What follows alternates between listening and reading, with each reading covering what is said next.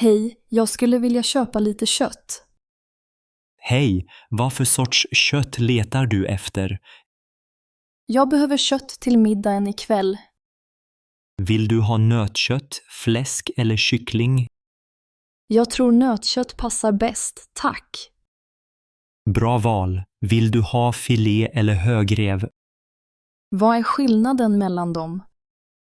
Filé är mörare, högrev är smakrikare. Jag tar filé, tack. Hur mycket kostar det? Det kostar 150 kronor per kilo. Kan jag få ett halvt kilo, tack? Självklart vill du ha det skuret i bitar. Ja, gärna små bitar för grytan.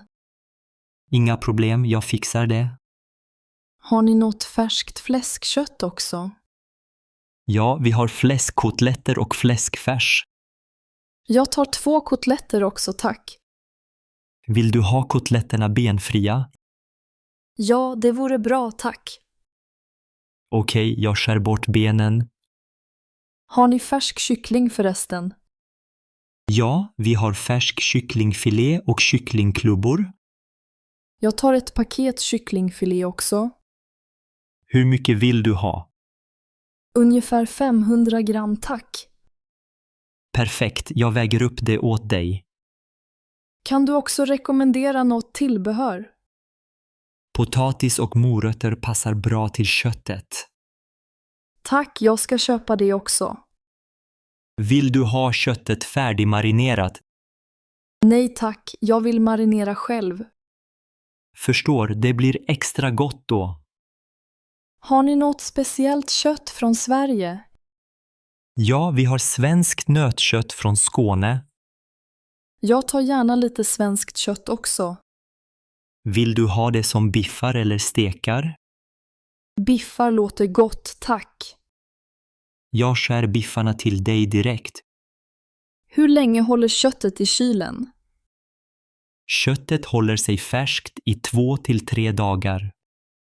Bra, då hinner jag laga det i helgen. Vill du ha några korvar också?